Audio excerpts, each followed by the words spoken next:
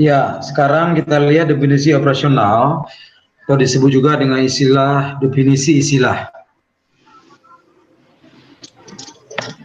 Jadi yang dimaksud dengan definisi istilah atau operasional adalah istilah-istilah atau kata kunci yang utama yang digunakan dalam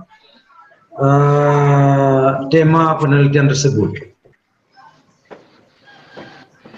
Kata kunci yang perlu dijelaskan, yang perlu didefinisikan secara jelas, sehingga tidak menimbulkan arti yang bias, ya, berfokus ya.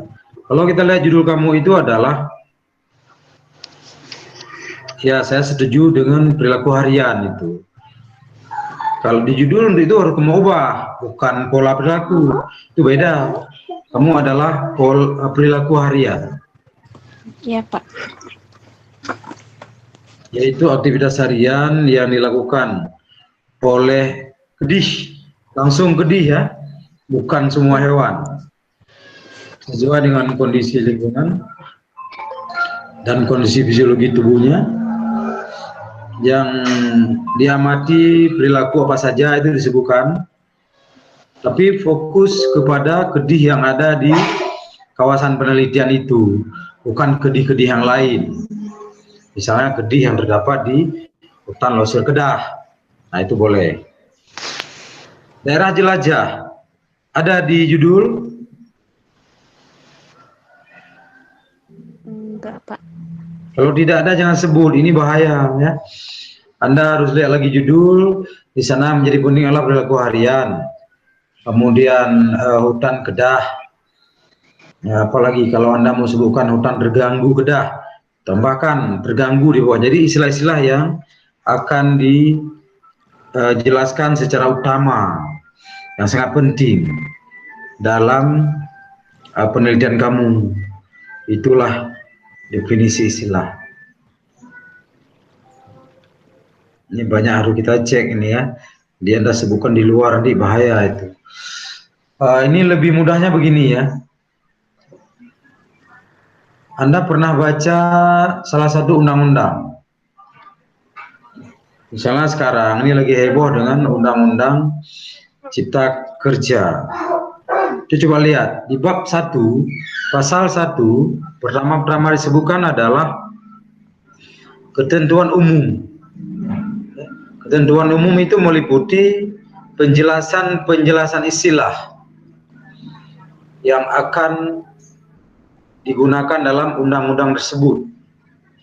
Nah, ini sama dengan definisi istilah dalam penelitian. Istilah-istilah penting yang akan digunakan di dalam penelitian ini. Jadi supaya tidak bias.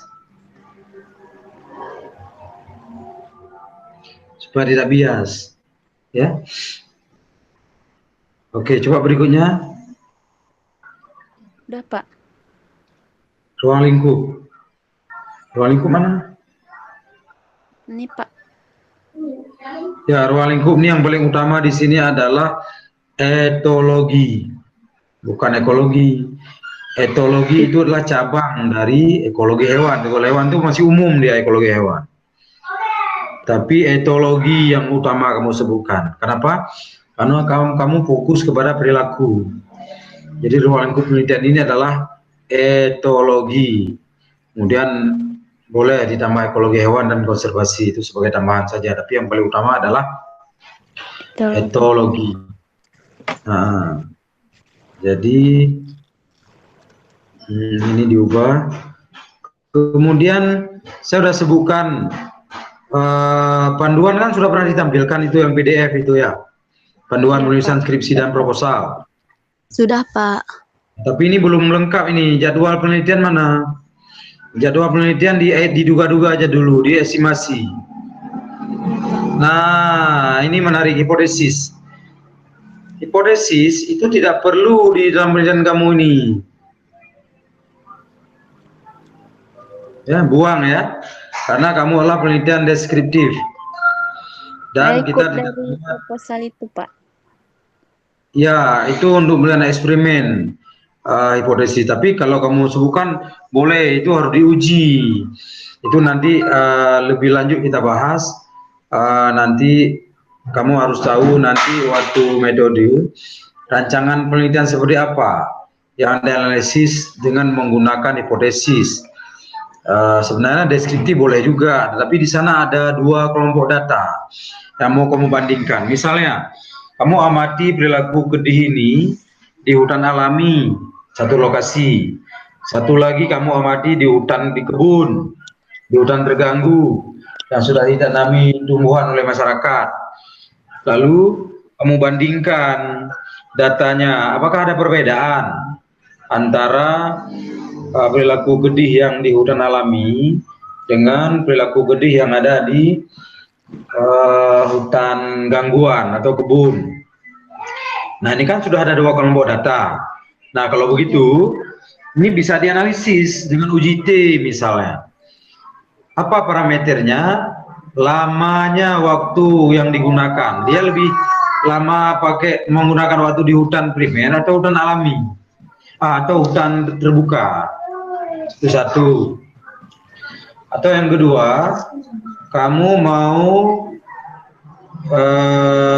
lihat jenis-jenis pohon yang digunakan di hutan alami dibandingkan dengan hutan buatan atau hutan terganggu. Nah, itu sudah ada dua kelompok data. Kalau itu, baru boleh kita sebutkan hipotesis. Apa bunyi hipotesisnya?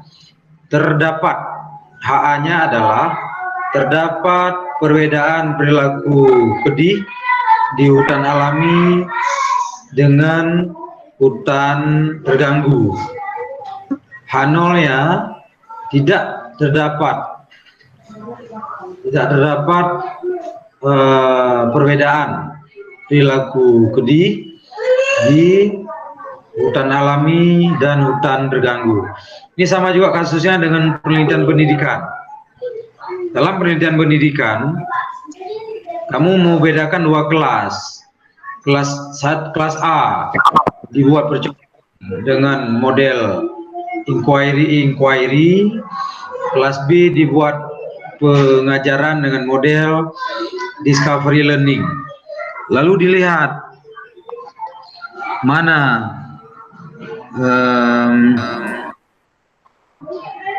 yang apakah ada beda antara nilai yang diperoleh di kelas A dengan nilai yang diperoleh di kelas B. Jadi begitu ya cara menyajikan